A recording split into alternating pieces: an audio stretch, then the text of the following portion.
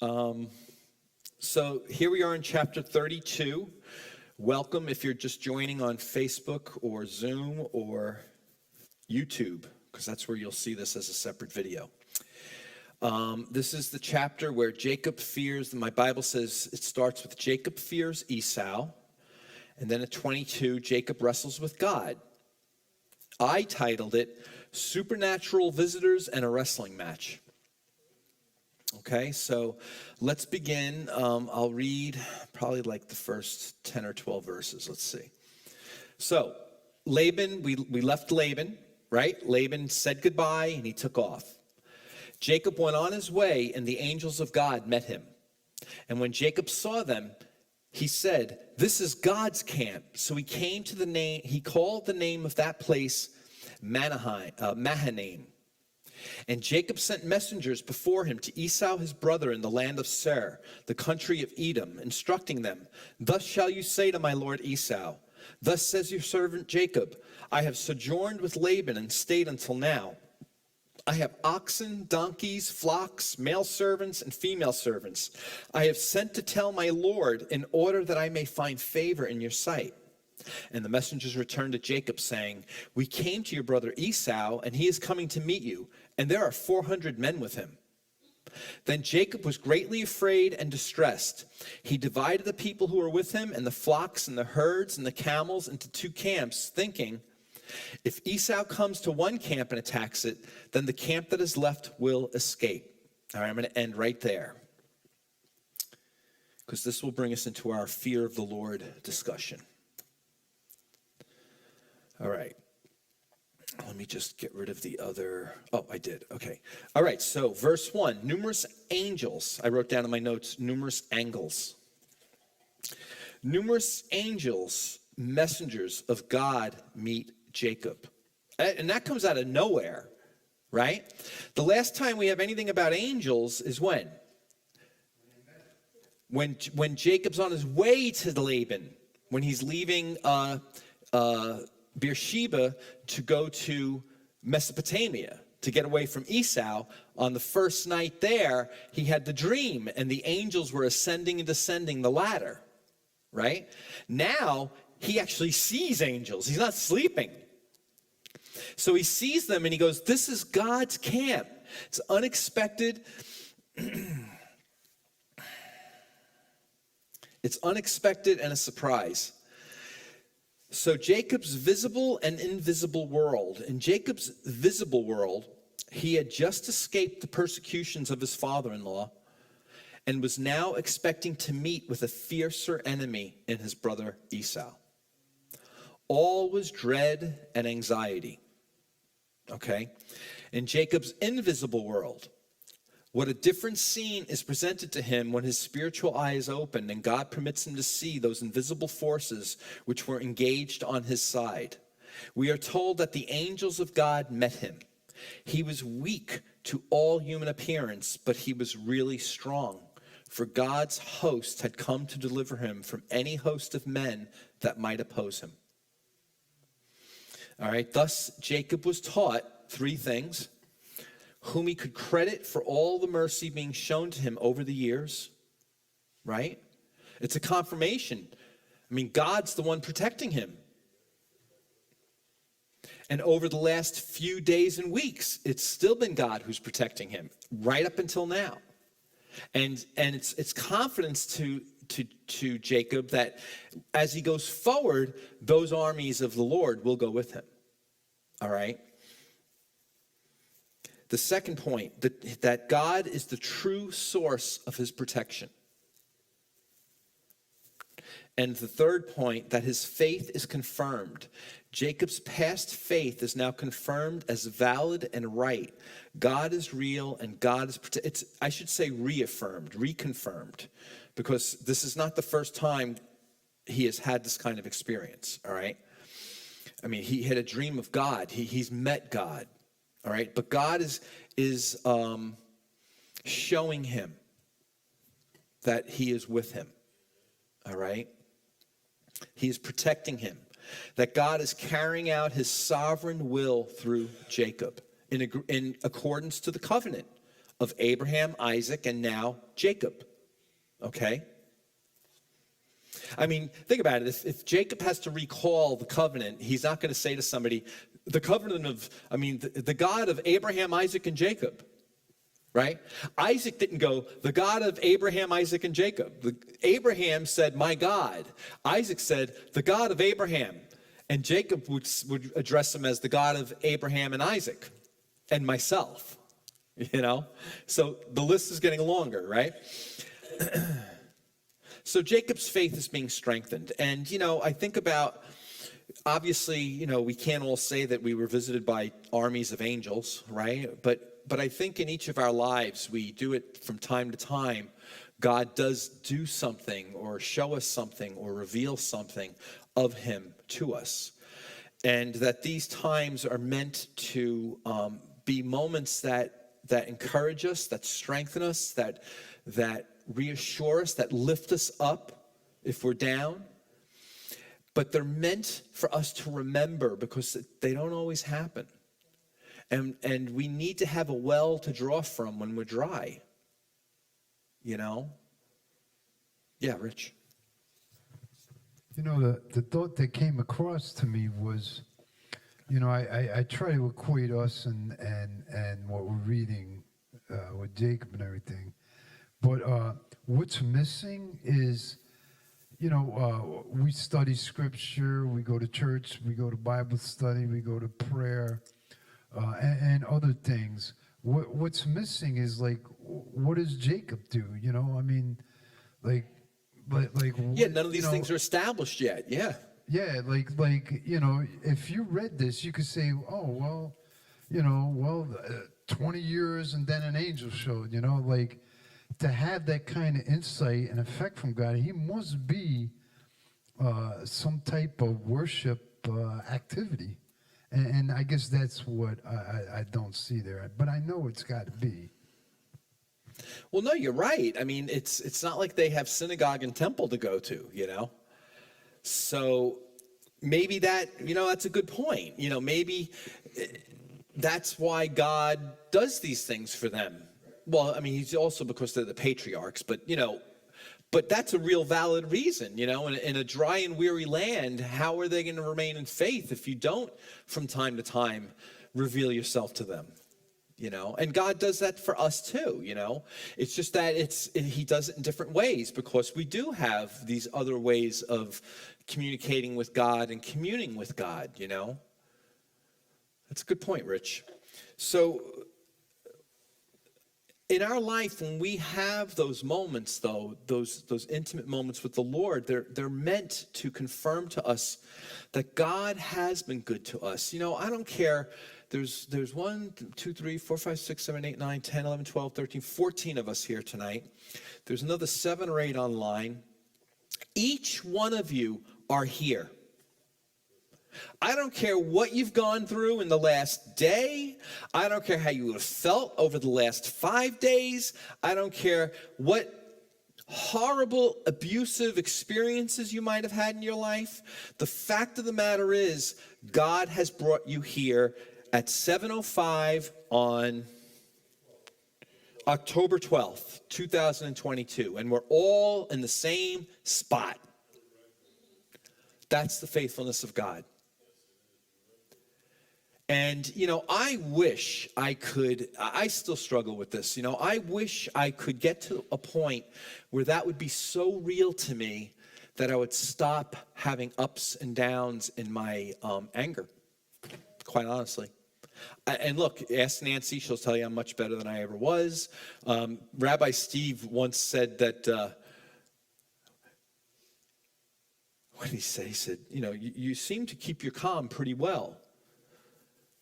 And he's seen me lose my temper a couple of times, and it's like, wow. So he thinks that overall I keep my calm pretty well. I guess, I need people to say things like that to me. They make me go, I guess I am growing a little bit, but I'm not there yet. I want to be so desperately. And that's why I end up crying out to God. Maybe that's why he hasn't brought me there yet. I still have to keep crying. He wants me to never forget I have to cry out to him, that he is my refuge. he is the one who is changing me. And that he is the true source of our protection. That's the other thing that we should always remember. We all made it here tonight. We've all been protected such that you were able to sit here tonight at 7:07 on October 12th, 2022. Each one of us. Regardless of what you've gone through, regardless of the attacks you've been through. Here you are. That your faith is reconfirmed. That in spite of the attacks you've gone through, in spite of the abuses you've gone through, in spite of the troubles in your life, in spite of your own mind and its hindrances it puts on you, here we all sit at 7:08 on October 12th, 2022. We all arrived because of God. Amen? All right, so seeing these angels, how many we do not know. Jacob states this is God's camp, meaning there had to be many angels there. All right? This is all warfare language. It's the camp. In other words, there's an army of God camp there. All right? He wasn't seeing two angels. He's seeing probably tens of thousands of angels. All right? So we see the meaning that of the name Jacob gives is Mahanaim. Here's what it means. Tents, right? Camp, tents. 2 fields, 2 armies. And it's interesting because it's in the definition too. I guess that's Mahanaim or Maha, who knows. But one of those, part of that word means 2. So there's 2 fields, 2 armies. Now, I read in the commentators, they said, and we saw that one went before him and one went behind him. And I'm like, where's that? And I couldn't find it anywhere. I guess maybe they're implying that because there was 2 armies, that one would go before and one would go after. And that's nice and it sounds good. I don't think it's bad. I just don't see it in here. So I'm not going to say that, although I already did. Okay. All right. So. May I ask a question? Go ahead. When it says it's 2 tents, 2 fields, and 2 armies, could it possibly be since he had divided his company there into 2 units, that's the one was with one and the Well, other? sure, we could speculate. Yeah, I mean, that might very well be what it represents, that there was one for the group that was ahead and one that actually sounds good. I'll go with that.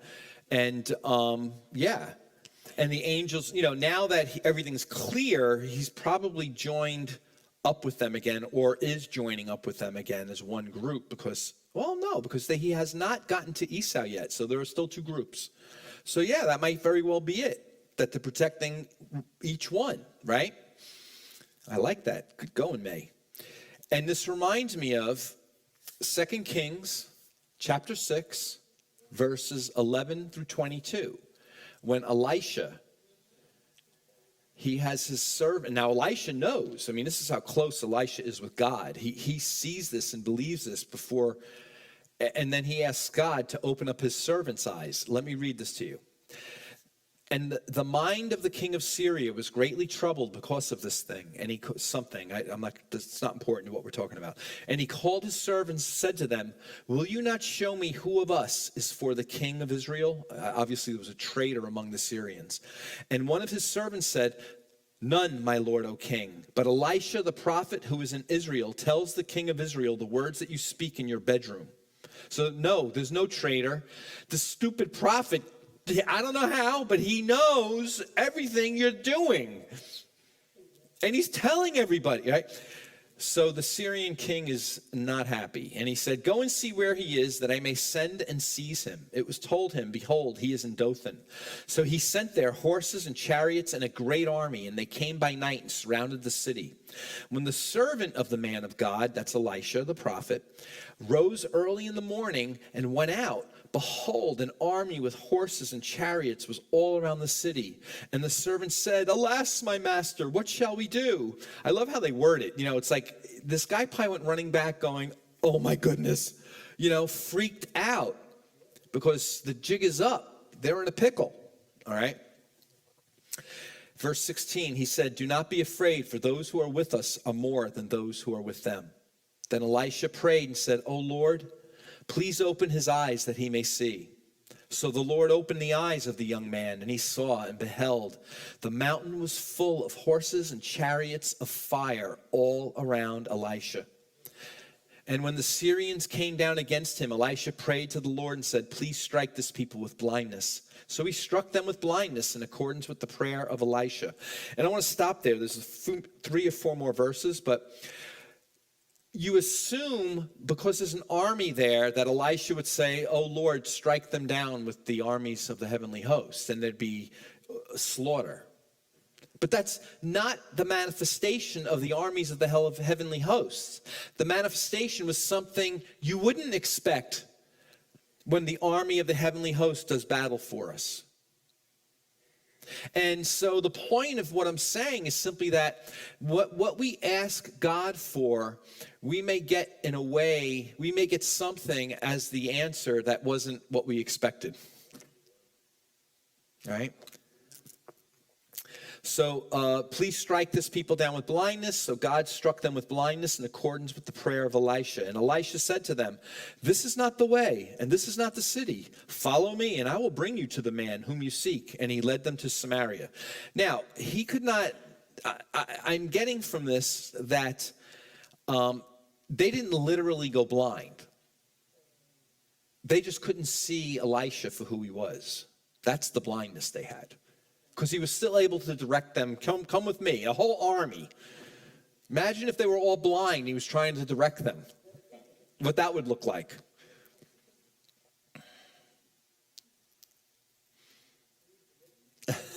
You know what? No, I'm not going to say it. All right, so I don't know what, oh yeah, okay. And this is not the way. Follow me and I will bring you to whom you seek. And he led them to Samaria. As soon as they entered Samaria, Elisha said, "O Lord, open the eyes of these men that they may see." So the Lord opened their eyes and they saw, and behold, they were in the midst of Samaria. As soon as the king of Israel saw them, he said to Elisha, "My father, shall I strike them down? Shall I strike them down?" He answered, "You shall not strike them down. Would you strike down those whom you have taken captive with your sword and with your bow? Set bread and water before them, that they may eat and drink and go to their master." So he prepared for them a great feast, and when they had eaten and drunk, he sent them away, and they went to their master. And the Syrians did not come again on raids into the land of Israel. Imagine you're in a daze, right? And you see where you're going, and you're being led by someone, but you can't see who they are, nor do you really understand where it is you're going. And you get delivered into the armies of Israel in Samaria. Right? God delivers your enemy right into your hands. And then he says, "They're your captor. Feed them and let them go." And they learned a great lesson, and they never attacked them. They learned whose side God was on. You know? All right. So in verse 3 through 5, Jacob sends messengers to Esau, and he gives us a message for them to deliver. "I have sojourned with Laban and stayed until now. I have oxen, donkeys, flocks, male servants, female servants. I have sent to tell my Lord in order that I may find favor in your sight." So he doesn't even know what's going on with Esau. He hasn't been there in 20 years. It's not like anyone's going back and forth. Is he still intending to murder Jacob? Has he forgiven Jacob? Is Esau even alive? For all he knows, they're going to come back and say, "You'll never guess what happened. Esau got polio and he died." You know. But assuming Esau is alive and that he may still be angry at Jacob, he prepares the messengers with that message. And why that message? What is Jacob's plan in that message to Esau? Rich. Well, I think he was conveying that he had no hard feelings, and he was subservient to Esau. And in part, I think it's a cultural thing, like I had mentioned about, this is the way they did things when something was being blown up. Okay, I think that's less applicable here. Not that something cultural is not going on here. I just think you're a little off in how, and I'll tell you right now. I came up with 3 possibilities, and I think the third one is the correct one, and I wish I could say it was mine. The first 2 were mine, and then I read the commentators, and I was like, oh, well, that was pretty, yeah, that's obvious, you know? All right, let me give them to you. First one, to throw it in Esau's face, almost in the form of a threat, like he's saying, listen, the Lord has blessed me. He's on my side, so don't come against me. But I think that's ridiculous because he then asks for favor from Esau. So if he was actually in that frame of mind, he wouldn't have asked for favor. He just would have said, so don't even come near me, right?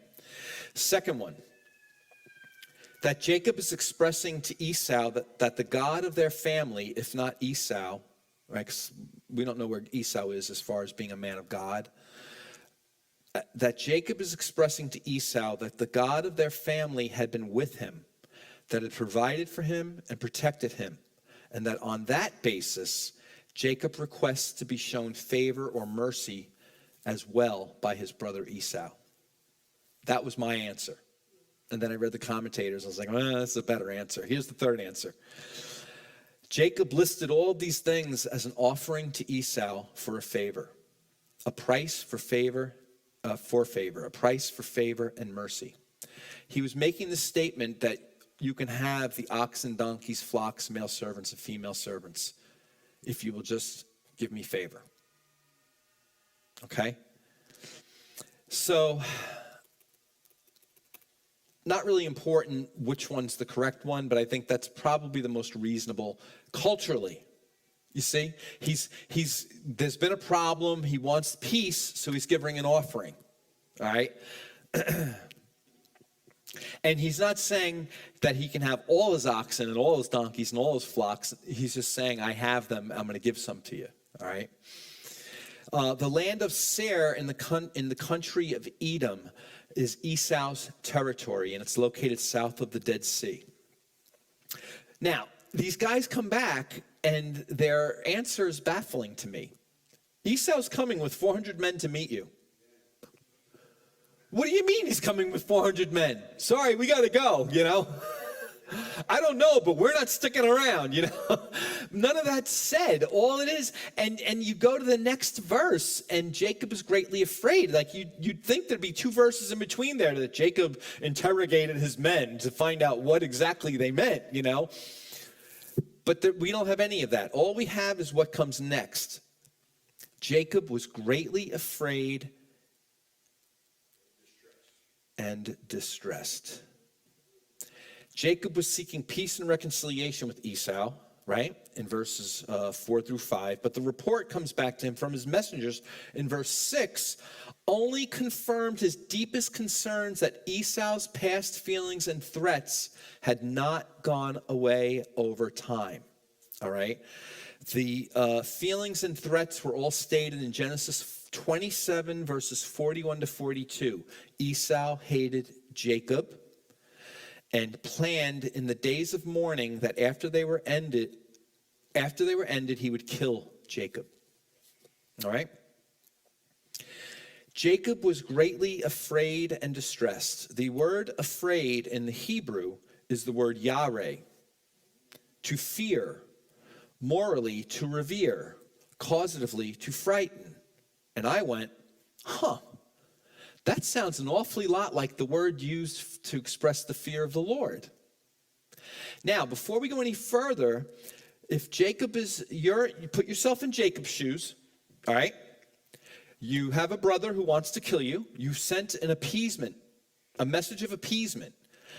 The answers come back. All he said was he's coming to meet you with 400 of his men. And you're afraid. Tell me what that feels like. Ken. Why? Are you feeling dread? Are you feeling terror? Fear, right? It's not rocket science, right? Okay. Does Jacob have a right to fear Esau's arrival? Yeah, absolutely. How would you feel given the circumstances if you were in Jacob's shoes? I would feel afraid and distressed. We're going to define those two words. Now, I already defined the first one. That was yare. That word is a root word. In other words, it doesn't come from any other word.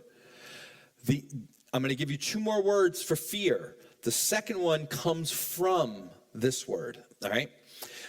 And I'm going to give you a scripture for each one. The next definition, 2 Chronicles 14:14. And they attacked all the cities around Gerar. This is the armies of Israel. For the fear of the Lord was upon them.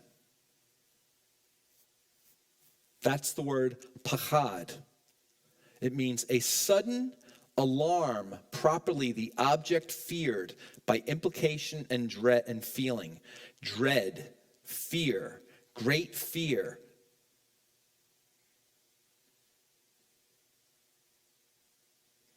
And then 2 Chronicles 19:9, and he charged them, thus you shall do in the fear of the Lord, in faithfulness and with your whole heart. And that word is yirah, which sounds a lot like the first word, right? Yare, yirah. It comes from that word, and it's the feminine version of that, all right? It means fear, morally to reverence, dreadful, exceedingly, fear. Now, I want to go to the second verse real fast, 2 Chronicles 14:14, because I need to make sure I say this correctly and don't screw it up. So the Lord defeated the Ethiopians before Asa and before Judah, and the Ethiopians fled. Asa and the people who were with him pursued them as far as Gerar, and the Ethiopians fell until none remained alive, for they were broken before the Lord and his army. The men of Judah carried away very much spoil, and they attacked all the cities around Gerar, for the fear of the Lord was upon them. That fear is on the people that are being attacked and plundered. And that word expressed terror. All right? That's the word pachad. Okay? So it's using the fear of the Lord on the unsaved. Let's just put it that way. But we as believers are called to have the fear of the Lord. And here's what I figured out. Well, first let me give you the definition. The word study dictionary is what I used for this. The complete word study dictionary.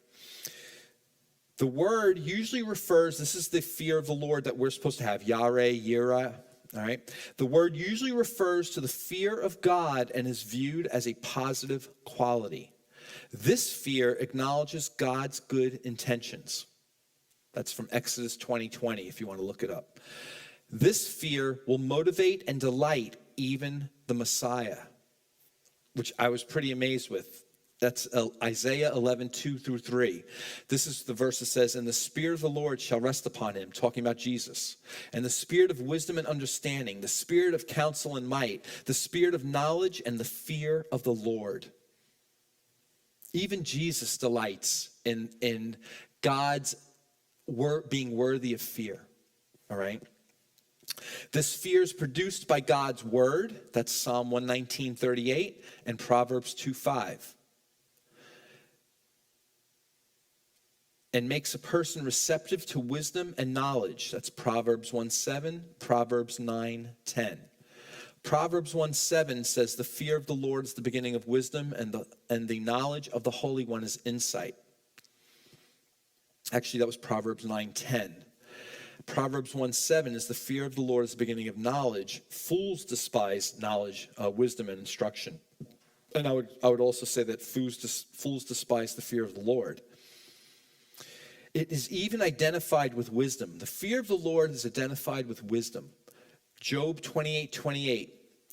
And he said to man, behold, the fear of the Lord, that is wisdom. And to turn away from evil is understanding. And then Proverbs 15:33. The fear of the Lord is instruction and wisdom, and humility comes before honor.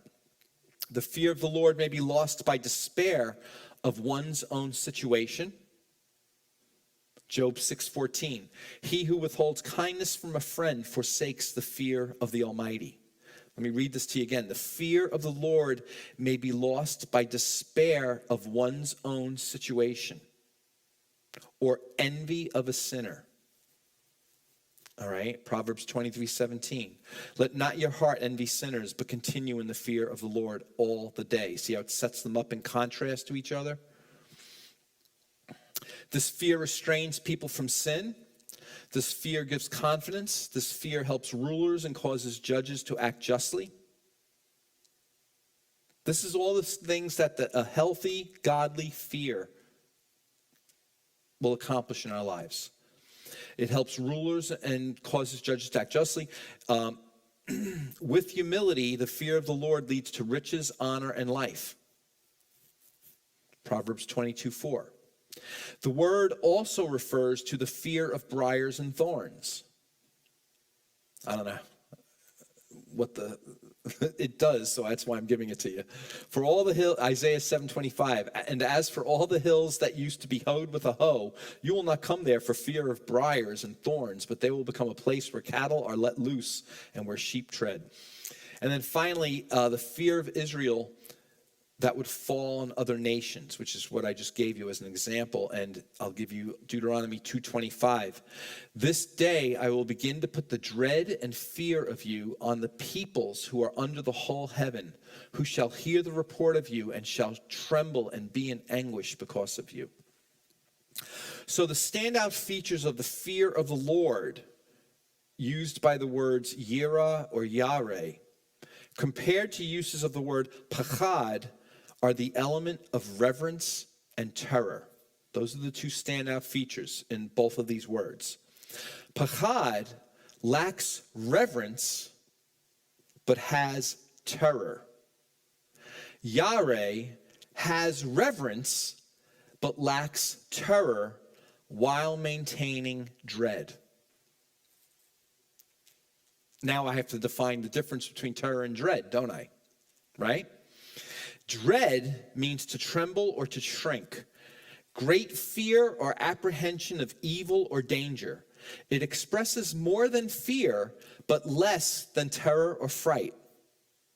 It is an uneasiness or alarm excited by expected pain, loss, or other evil. And I like that one because I always think about how I could best understand it or explain it. And I think about the throne of God, the great white throne judgment, how we'll all be there. And we're going to see multitudes of people get sent to hell. Right, because we will have an anxiousness and anxiety and an excitement and uneasiness of expected pain, loss, or other evil. That's the fear of the Lord. We know it's not going to happen to us because we're on the right. Remember, good sheep go to the right, left, right? But still, we are seeing the potential of God in the negative being manifest before our very eyes. That's the fear of the Lord. And it's a good thing.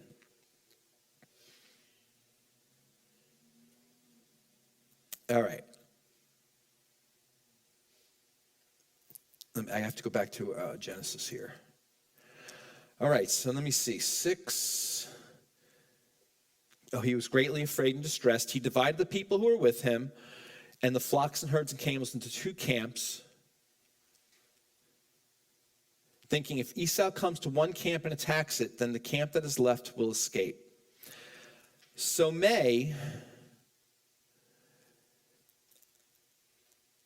in verse 1, when the angels of God met him, they were not divided, it's saying. Now I got to go back to 31. Didn't we say in 31 that he did divide them?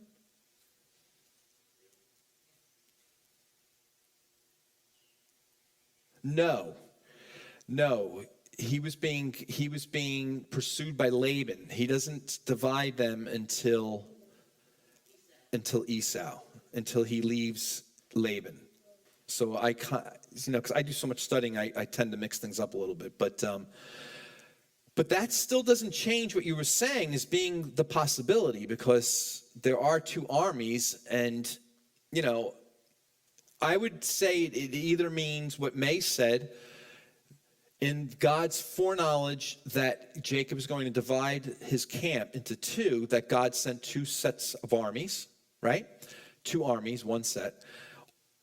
Or, like the commentator said, one was meant to go before both camps that Jacob would divide into, and one set was going to go behind. All right, one or the other. Point being, God's defending them. That's really the important part. Go ahead.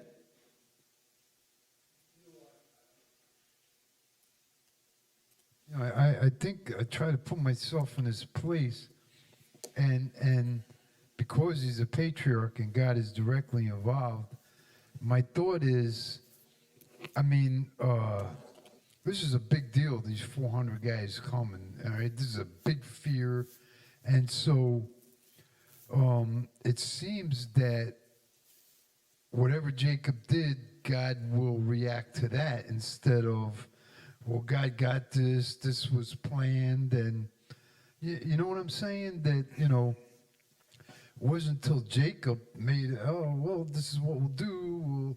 We'll, just like if I seen there was a problem, I would handle it based on my human experience and according to what I know and the knowledge of God. But pretty much I'm dealing with it on my own. And so we saw the angels meet Jacob and everything that was involved in their dissertation and their deal that they made. And then now there's a real threat, and there's no instruction.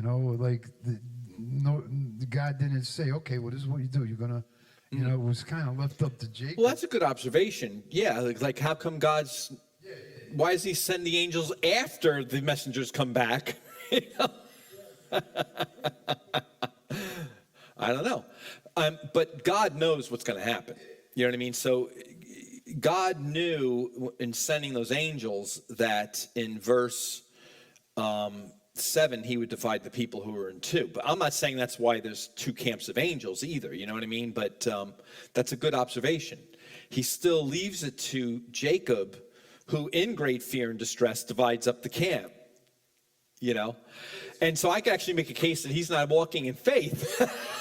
Yeah, so that's where I'm trying to fit that in, I mean, like in our modern day Christian world, you have one camp that, well, whatever happens, happens. And then you have one camp, well, personal responsibility, and that's all. It was just an observation. Yeah, no, that was good.